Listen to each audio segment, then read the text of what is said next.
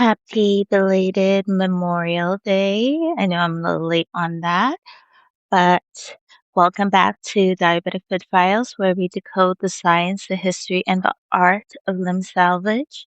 So sometimes the tissue doesn't die because the surgery fails. Sometimes the tissue doesn't die because the blood cannot get there fast enough. The vessels clamp down, the microcirculation collapses, the oxygen disappears, and the skin starts turning pale, then purple, then black. And what if a tiny ribbon of medicine placed directly on the skin can reopen the blood flow? Sounds like magic, right? Sounds like something from Hogwarts, right?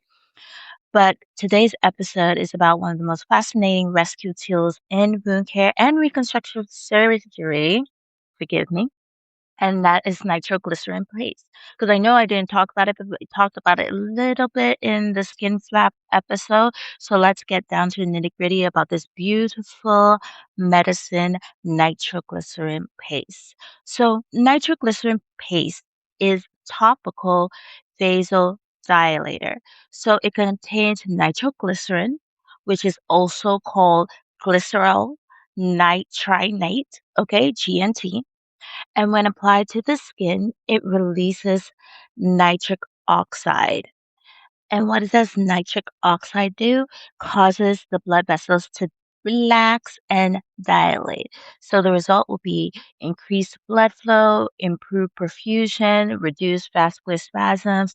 Everybody knows the famous, vasodilator, Viagra, right?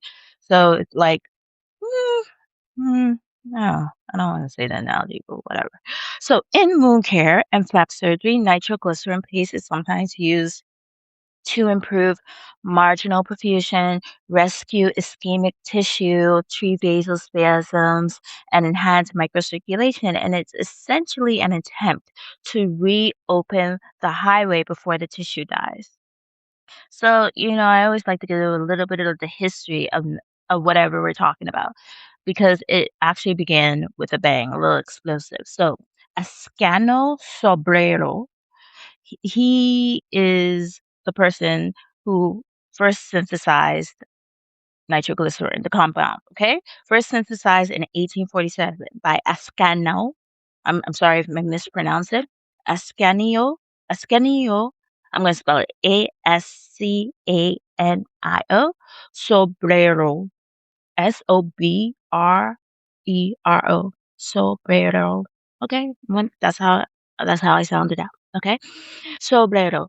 So he discovered that nitroglycerin was highly unstable, it exploded easily, and it caused severe headaches. And those headaches turned out to be incredibly important because it hinted at vasodilation. Now, Alfred Nobel, we know the Nobel Prize, right? So later, Alfred Nobel, he stabilized nitroglycerin, so thank you so much, to create dynamite. Oh, okay, well, that didn't help. Caused a lot of havoc. But ironically, the workers in the dynamite factories developed headaches during the workday and then chest pain on the weekends after exposure stopped. And doctors eventually realized that the nitroglycerin affected their blood vessels dramatically. So, how did nitroglycerin become a medication? So, in the late 1800s, physicians discovered that nitroglycerin could relieve something called angina. So, because it dilated the coronary arteries and reduced the cardiac workload, it became one of the easiest major cardiovascular medications. And today, nitroglycerin exists in tablet, sublingual sprays, patches, ointment, paste, and IV infusions. So in wound care, the topical paste has become something very especially interesting to us. So how does nitroglycerin paste work? So we have to understand the mechanism of beautiful nitric oxide. So nitroglycerin is converted in tissues into nitric oxide. Then nitric oxide then activates the guanylate, oh Lord, cyclase and increases the cyclic GMP, relaxes the smooth muscles, and dilates the blood vessels. And this increases the arterial inflow, the venous dilation, as well as the capillary perfusion. So let's talk about the microvascular effect. So in compromised tissue. Small vessels constrict, vasospasms occur, and oxygen delivery fails. But nitroglycerin may temporarily reverse this. This is why sometimes surgeons apply it to threatened skin flaps, mastectomy flaps, ischemic toes, replantation surgeries, and compromised graft margins. So, why does this matter in our beautiful world of diabetic foot care? So, diabetics often have what we call microvascular disease, endothelial dysfunction, poor nitric oxide signaling, and we'll do an episode on that as well. Might as well have a nitric oxide week, vasoconstriction, and impaired perfusion. So, the tissue is already oxygen starved. We already know that. And we had that amazing episode with about topical oxygen. It was amazing. You should listen to it, okay? It was a great episode by Dr.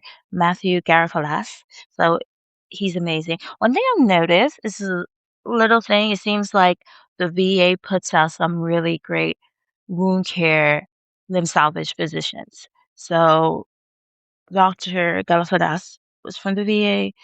Dr. Chu's from the VA. They're both from different VAs, I believe. But it seems like that's a really good residency or training to have for wound care peers. But it seems like VA is the best when it comes to a lot of other things too. They see a lot in the VA because I remember my rotation in the VA was very good, very well put together, diverse, amazing.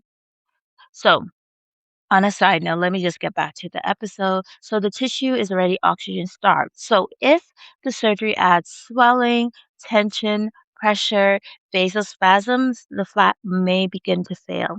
And the nitroglycerin paste is sometimes used as an attempt to improve marginal circulation before irreversible necrosis occurs. So, what are indications for using nitroglycerin paste? One is a threatened skin flap, especially pale flaps, cool flaps, marginal ischemia going around, vasospasms related compromise. It may improve microvascular perfusion.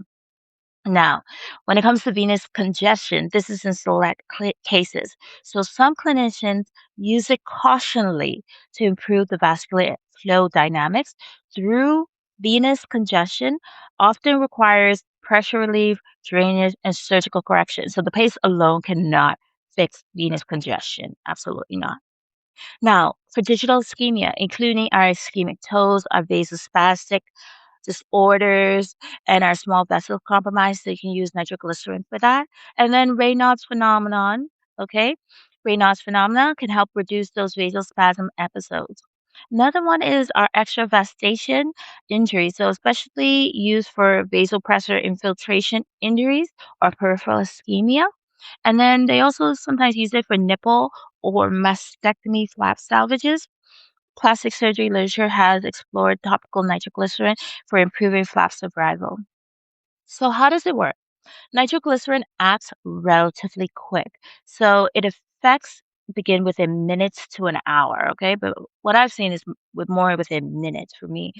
So, clinicians may notice improved color, warmer tissue, better capillary refill. And if the tissue is already necrotic, no pace can resurrect the dead tissue unless it's like vascular and hyperbaric oxygen therapy, in my opinion. Because I've seen dead tissue get rescued from vascular intervention and hyperbaric oxygen therapy. So, what are some of the contraindications for nitroglycerin paste? Because you gotta make sure the indications are right. Because if you put it on the wrong patient, it's quite dangerous. So, this is very critical. So, pay attention. So, absolute or major contraindications for using nitroglycerin. So, this is the big no-no. So patients who have severe hypotension, those low blood pressure, okay? So nitroglycerin already lowers blood pressure. So if the patient blood pressure is already low, the organ perfusion can worsen and shock can increase. Concurrent PDE5 inhibitor uses. So that includes sildenafil, okay? So that's like Viagra, right? Tal- Tadalafil, but y'all get the idea, right? So daffodil, because you see episodes of those paid programs about it, how you get it cheaper in the middle of the night around 3 morning. And whenever I'm in the hotel, I noticed that. I was like, okay, I didn't even know these episodes exist. But these can cause catastrophic hypotension, okay, and potentially fatal for a patient if you put nitroglycerin. So that's why you have to ask the questions, review the systems, know all the medications your patients are taking. Now, another contraindication is severe anemia. The oxygen delivery is compromised. So that makes sense, right? Why we wouldn't want that. Increased intracranial pressure.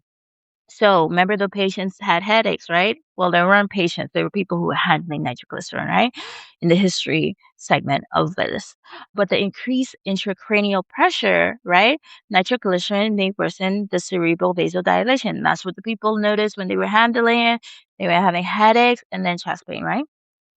Next is if they have an allergy or nitrate hypersensitivity. This is rare but quite important. And then there are relative contraindications, such as unstable cardiovascular patients, severe dehydration, right ventricular infarction, and profound sepsis with hypertension. I think these go without saying. Honestly, there is a common sense in medicine, to be honest. That's why we have to understand things and how things work. Because I mean, you would think this would all just go with common sense. Be like, okay, if this happens, this will be the chain reaction if I put this happen. Okay. But the classic side effect is a headache. So causes cerebral vessels to dilate, and other side effects will be hypotension, dizziness, tachycardia, flushing, and lightheadedness. But in our patients with autonomic neuropathy, the blood pressure drops may be especially dangerous. So you have to keep your eye out on that as well. So why does nitroglycerin paste sometimes fail? Because not all flaps compromise is vasospasms. So if the real problem is, let's say the flap has a hematoma, if there is too much mechanical compression, if there's arterial thrombosis, if there is infection, if there's excess tension, if there's dead tissue, the paste alone will not save the flap. And this is a huge clinical mistake that sometimes happens because using nitroglycerin is substitute for fixing an actual problem, like adjunctive therapy, kind of. Okay. So when should you not delay surgery? We already did an episode on this, but if the flap has expanding necrosis, yeah. If there's no Doppler signals when you use the Doppler, if there is severe venous congestion or severe congestion just alone, if there is progressive ischemia, if there's infection, if there is a compartment like pressure, surgical intervention may be urgently required by. Okay? Unfortunately. Like I said, nitroglycerin is more of a adjunctive therapy, not magic therapy for the patient. So, like we said, the most important thing is to understand that nitroglycerin causes nitric oxide, and the nitric oxide is one of the body's most important vascular regulators. It helps relax the vessels, it reduces platelet aggregation, it improves endothelial signaling, it regulates microcirculation. We already know diabetes impairs nitric oxide pathways. So that's one of the reasons why diabetic women struggle to heal. And that's why I'm still a big topical oxygen therapy person. The future of microvascular salvage. So researchers continue to study nitric oxide therapies, growth factors, stem cells, angiogenesis stimulators, hyperbaric oxygen therapy, and microvascular rescue technologies because the future of limb salvage may depend on restoring perfusion even at the microscopic level, and that's what we want. So, what are some of our clinical pearls that you can get from this episode? If you have pale flap, think arterial insufficiency, but you learned that already from the flap episode. If you have a purple boggy flap, think venous congestion. If nitro, like, meh, if nitroglycerin help with the vasospasm, yes. Headaches are quite common, but nitroglycerin does not help with dead tissue, okay? Watch blood pressure carefully with these patients. Never combine with a PDE5 inhibitor like sildenafil. I mean, I'm pronouncing that wrong. Fix pressure and tension first, and nitroglycerin nitroglycerin is adjunct therapy, not a miracle therapy. So, Nitroglycerin paste represents something fascinating in medicine. It was explosive chemical, it became a cardiac drug, and now sometimes it helps save tissue and limbs. And in diabetic wound care, where oxygen is pretty much everything, oxygen is our healing currency. Even tiny improvements in perfusion can matter because lessons is bigger than medicine itself because the flap survival is ultimately about blood flow, oxygen, pressure, timing, and the recognizing ischemia before it becomes irreversible. This is Diabetic Foot Files. So I hope everybody liked this episode on nitroglycerin paste, the vasodilator that can save tissue. Keep watching perfusion, keep protecting our microcirculation, keep saving limbs. And I want to say a big congratulations to the New York Knicks on an unbelievable playoff run and punching their way towards the basketball history. The Garden is alive again. Yay. I'm a big New York fan. Not like basketball fan, but everybody knows I love my New York. And yeah, it's up to you, New York. And this is Diabetic Foot Files, and I'm Dr. She. Take care of your feet because they take care of you.